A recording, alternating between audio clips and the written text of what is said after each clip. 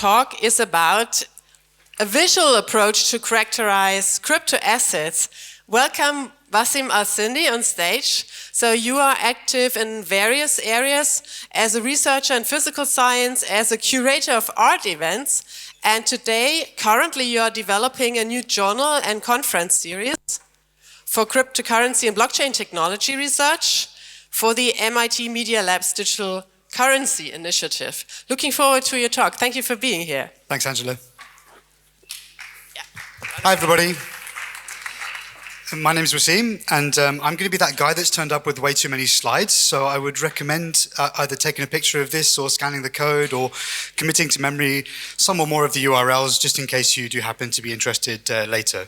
So I'm going to try and skip as much of the preamble and the fluff that I usually lay out to give some context, and we'll, having had these really nice primers through the day from people like Sherman and Zargham, I think we can accelerate our ascent into multi-dimensional token space. All right. So first a plug. So I recently started working at the MIT Media Lab Digital Currency Initiative, and we are starting a journal and conference series, as Angela said. And so we're kicking off with a field building summit on the 5th and 6th of October at the Media Lab. Now, I appreciate this is quite close to DevCon, but if you feel like doubling up and coming over to Boston on the way to Osaka, then we'd be very happy to have you. You can find some more information about that at the website cryptoeconomic.systems, which is the name of the journal, and you'll see more information about our conference, which will launch with a call for papers very soon. Okay. So, I don't think I need to motivate this systems level perspective, having had the, Zargham is a tough act to follow, and so he's taken us out to the nth level of abstraction, and so I just wanted to try and fill in some of the gaps. So if you think of, a network or any kind of system of knowledge as a stack of layers, then, this helps us to engage in and take advantage of some of the fruits of building layers. Things like differential discretization, which means that we can be very specific on one particular layer, we can abstract out to be more general on another layer, we can be objective in one place, we can be less objective in another. And this idea of the interplay between objectivity and subjectivity, which Zargham was hinting at, is something that I'm going to draw on a lot more here.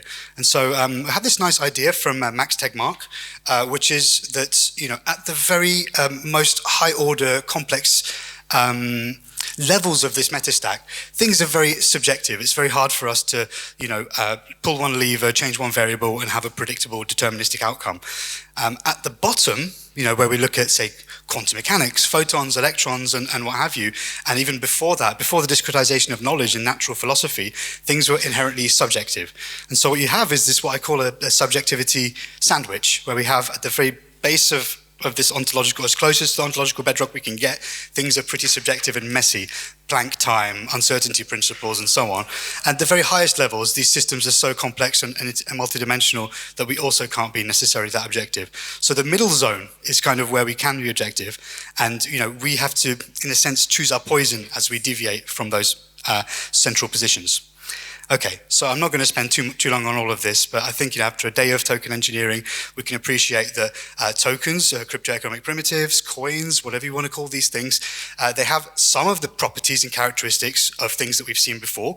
They look like they might be commodities. Some people say they're monies. Some people say they're unregistered securities. I would never say that because I'm not a lawyer and I don't want to get sued. So please bear that in mind. So we have things that are bearer assets, where ownership and custody are more nuanced and complex than they have been in the past. And we have these elements of culture, the memes and so on, that I'm sure you've seen around the DAPCon in East Berlin. So, loads of people in the past have spoken about what they think makes a good money, what the nature of money may be connected to. So I don't want to kind of teach grandmothers to suck eggs. I'm sure you've heard about Aristotle and Jevons and this store of value and all this kind of stuff. But suffice it to say that people have spent a long time thinking about what helps goods become more useful as monies, more money-like, or to have more moneyness. You already know this, so taking a systems and network perspective, you have you could think of a P2P network as a kind of a rhizome or a distributed resource network, and you can think of the tokens as the fruits that arise from those. So I'm sure you're all familiar with Metcalfe's law, or if you're not, you're probably familiar with Moore's law, the idea that networks kind of assume value based on how widely dispersed they are, how many agents speak the same language, use the same protocol to communicate. And so I think Paul Goggetti actually gave a talk, Nick Goggetti actually gave a talk at a token engineering event a while ago. I think he might well have done. And I really recommend the video from that. And so he talks about this idea of network valuation theory, where you look at how redeemable a particular good is, the network utility, how useful that network is, how widely dispersed it is, and the speculative utility, and then you can kind of squash these into the notion of a price. In the moment, the price is determined. And what I like is you can look at this through a kind of a temporal lens. So if you think of all monies as protocols and all monies as protocol networks, then you can start to compare these things side by side. And so everyone knows the price of Bitcoin or Ethereum yesterday. In the moment today, it's an intersubjective fact that depends on many different variables which are fluctuating and not constant. And in the future, it's anyone's guess. So the joke I usually make here is, if you know the price of Ethereum in a week's time, please come see me afterwards. I would like to learn your secrets. So objective and subjective. I want to keep coming back to this because you can make objective metrics, you can make objective conceptual frameworks, and you can make subjective ones. And there's pros and cons on both sides. So at the bedrock, this technique of TokenSpace involves something called taxonomies. And taxonomies are basically, in the most general sense, ways of collating, ordering, systematizing, and understanding domain knowledge. Can be anything. Now, this obviously started off with the natural world, with the Linnaeus in Sweden in the 18th century, and people started to use this kind of, it's called like a branching recursive hierarchy that they call binomial nomenclature, to try and discretize, to understand the similarities and differences between living things. So, does an animal suckle its young? Does it have body hair? How many legs does it have? These things we would call dimensions, the number of legs. Or how many legs does a creature have, and 2, 4, 6, and 8 would be the characteristics within taxonomy, let's say. So the why, this is, we are here. So we find ourselves in this situation where we don't really know what these things are, and the interface between these networks and the real world it's not a very elegant and well-functioning one at the moment. So we have all of these kind of legal, regulatory compliance snafus going on all over the world, people engaging in regulatory arbitrage because rules are seemingly different from place to place. And so the objective with doing some of this work was to try and find a more legible grammar, like a visual concept that might help to bridge some of the semantic issues that we have in defining some of these terms. Okay, water break.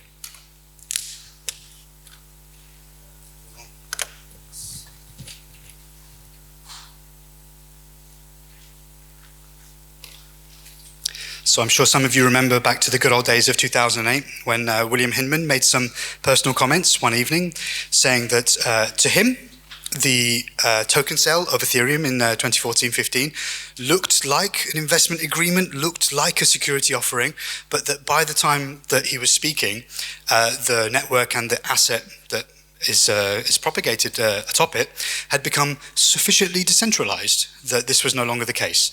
Now, this is all very well and good and sounds nice, and we're very happy about that, but what do those words actually mean? So it seems like at some point, this thing has changed from A to B.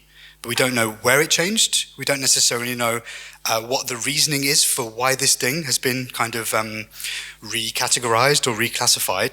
And so we don't have much of a kind of deeper explanation into what those comments mean and what we can learn from that in terms of building new systems and changing existing ones. So here's a graph. Everyone likes number go up. Unfortunately, this is the number of SEC enforcement actions, and this number is continuing to go to the moon at the moment. So it would be really helpful if we had some kind of shared conceptual understanding that we can take a lot of the complex information, subjective and objective, that comes from these networks and from these assets, and squash it down into something simpler. And so, side note on historical taxonomies. So this is some Linnaean work, Homo erectus and Camellia sinensis and so on. So I'm a chemistry nerd. card carrying, not apologetic, sorry, not sorry. And so the periodic table, which probably everyone's seen, probably above a blackboard in the class that you took when you were 16, this thing represents sort of a mature, systematic approach to understanding the similarities and differences between domain objects. These domain objects happen to be elements. And so atoms have different electrons, there's different there's different numbers of electrons in the outer shells. There's a different combination of protons and electrons in the inner shells. These things have different reactivities. But to squash all this information into such an elegant diagram, it didn't start off like that. Here's a quick side note with my old professor, Martin Polyakov, who, as you can probably see, is one of the biggest connoisseurs of periodic tables in the world. Those are all his periodic table ties. That's the tiniest periodic table in the world that is on one of his distinctive hairs, and that's him almost getting decapitated by some guy. So, the periodic table didn't start off like that. It started off, in the days of occultism, in the days of alchemy, in the days of naive empiricism, mixing niter and saltpeter with fire, of phlogiston, before even oxygen was verifiably discovered, when there was just an atomic theory that hadn't been verified. So what happened is that as, various empirical validations of concepts and of predictions were made, axiomatic understanding of the underlying principles which give rise to these objects and the complexity that they exhibit is how we push our domain understanding forwards. And I've got bad news for you. I think we're here with cryptocurrency. Like, we are really early in this thing. So sorry about that. So yeah, just to make this point, that we, just like in Zagum's talk, he had these kind of double loop feedback systems. I think that's very similar to what I'm trying to say here, is that you've got axiomatic understanding, conceptual wisdom, and empirical verification, and these things are in like a constant feedback loop. And so we need more of all that, please. Okay, so I won't talk too much about how the sausage is made, except to say that this is an amazing paper by Nickerson, where they lay out a generalized framework on how to build a taxonomy, and you can apply it to anything. So I didn't do that much special work to build my taxonomies, and in the paper, which is linked towards the end, there's basically a generalizable framework for all of you to build asset and token taxonomies as well. And I very much welcome that, because I don't think I know everything. Some of this is subjective, so it's informed by my biases and my opinions. So I'd like to see plenty more data points and really compare and contrast approaches. So, one thing that's really important, because people like to use the word taxonomy, but I don't know if they use it necessarily in a correct sense. You're basically looking for kind of the optimum output from this iterative process of refining and validating and understanding. So you want something that's concise. It doesn't have more information in it than it needs. It needs to be robust. If there's a new class of tokens that spring forth, they need to be assimilable into this system. It needs to be comprehensive enough to be able to explain and characterize these things. But the most important thing, in my opinion, is that it requires explanatory power. You need to learn something about the underlying objects, about the systems and the class of items that you're trying to understand. Without that, you're back in what I call the laundry list paradigm, where you do your laundry and you've got some coats and some hats and some trousers and some socks, and you sort them all out. But what did you learn? What did you learn about the ontology of a sock? You did not learn much, my friend. So explanatory power is very important.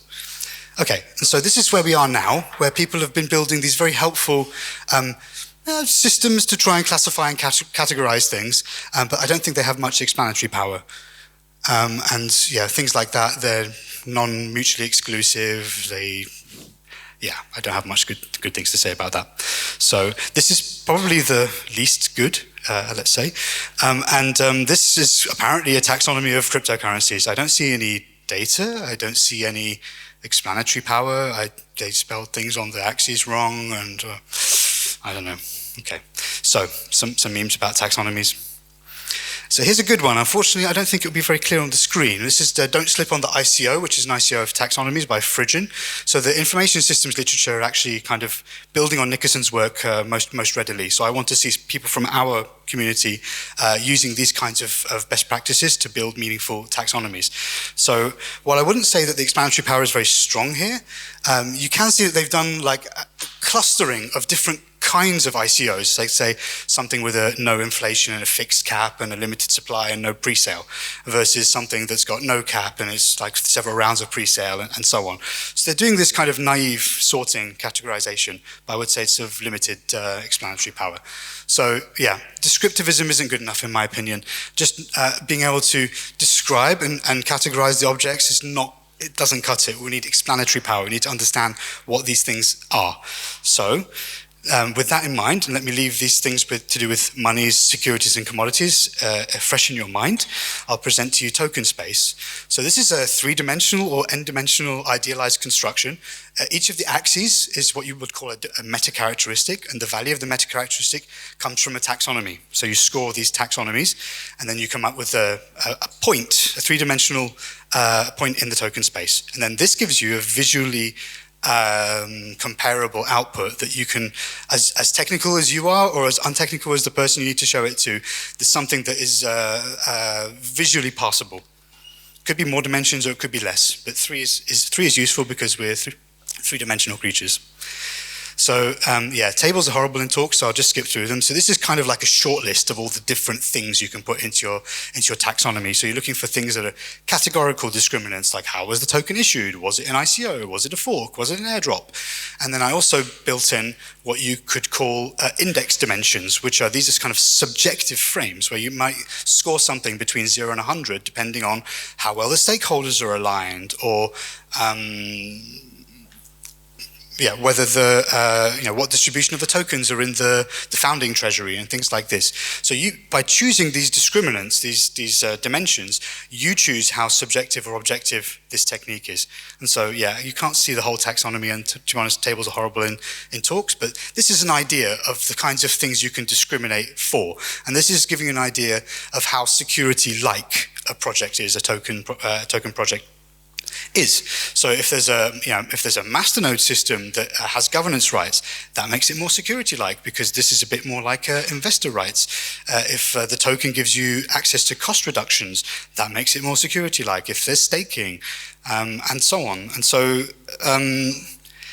what can I say? If you don't like the scores, build your own. If you don't like the discriminants, build your own. There's a paper which is linked at the bottom, which is a very thorough manuscript, which contains essentially a manual to build your own of these, to build a custom methodology.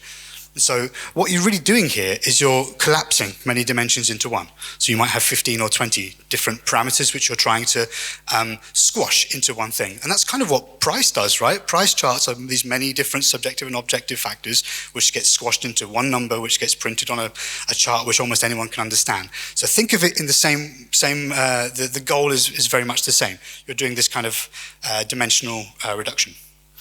So this is really important. This is probably the take home, which is you're choosing how objective and subjective this thing is. So my one, I would say it's somewhere over here. But I would say that, wouldn't I? Because I don't know what my biases are. So this thing is, you have to own the subjectivity here. And the reason for that is if you don't include subjective metrics in it, then you're going to fall prey to Goodhart's law. And very succinctly put, Goodhart's law is basically that which can be measured becomes an optimization target and will be manipulated for. So if you say number of nodes means sufficiently decentralized, means that we don't go to jail, then you can just call up AWS and ask for 10,000 nodes and then you don't go to jail. So that is not a meaningful metric because it's so easily manipulable. So on one side, you have the manipulability, and on the other side, you just have bias. It's just subjective, so it's your opinion. So, I mean, that's fine if you're a central bank or a government, and what you say matters. But if it's just me, like, why would you care what I think? Like, maybe my biases are different to yours. So the point is that you can choose your own poison. You can tune where you live on this parameter space. So here's some more boring tables. Let's skip those, and then we will get to some pictures. Okay. So going back to this idea of Ethereum being sufficiently decentralized, imagine that there was a space and there was a function, like a boundary surface in that space. And that's what I've tried to draw here.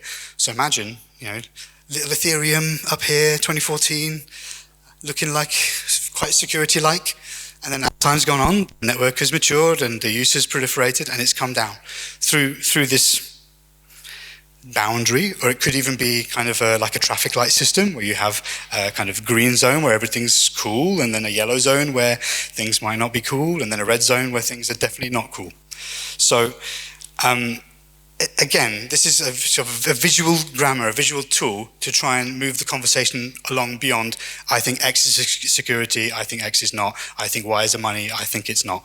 So yeah, please use more precise tools, even if you don't like mine.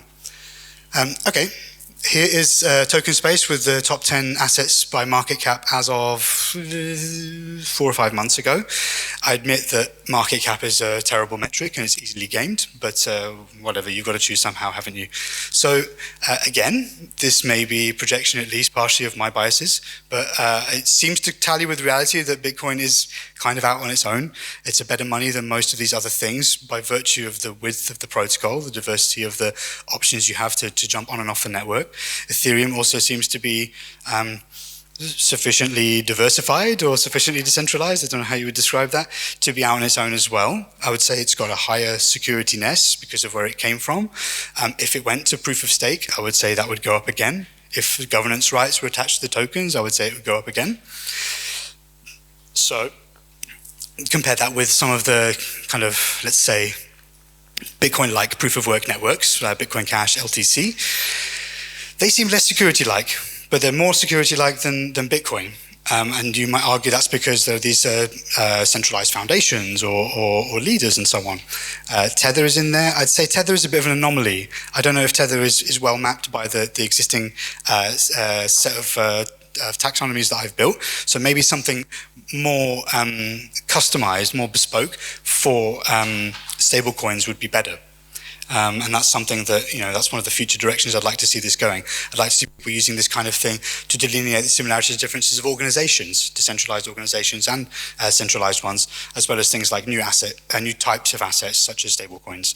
Okay, so XRP and XLM kind of up here, looking quite high on the securityness thing. I suppose that might be because so much of the supply is in insider possession, foundations and what have you. And then up there is the kind of class of 2017, these guys, Tron and EOS and stuff. Don't want to say too much about them. So if you have these data sets, then you can start to perform some statistical computing. Now, this is of limited meaningfulness with only 10 data points, but you can do basically clustering analysis. So you can start to pull out what might be subclasses of objects within these populations. You can do hierarchical clustering. You can then make really busy slides where you try to map things moving over time. So hopefully I've got 1 or 2 minutes. 1 minute? Okay, yeah. So I want to show you how these things might be evolving over time. Because obviously, we live in a 3-dimensional space, but time is our 4th dimension. So you can also apply this to TokenSpace. So imagine Bitcoin at the start of its history. It was not a very good money at all because nobody knew about it and nobody used it. And, the resilience of the network hadn't developed. So you might think of this thing becoming a better money over time. You might think of Ethereum becoming a bit of a better money commodity and less of a security over time. Sufficiently decentralized, remember. XRP, not doing much. Gold became less of a good money over time, right? So this one, I didn't build taxonomies for all of these things. This is more like an indicative projection of how I see these things evolving through time. That's gold. USD, I don't know where it's going. Looks like it's kind of going down the toilet, maybe? Okay. So anyway, I'll leave it there. Thanks very much for your attention. A couple of links here, one to the conference and one to the paper for this stuff. All right, thanks very much. Thank you, Wassim. And again, a t-shirt for you. Thanks you for coming.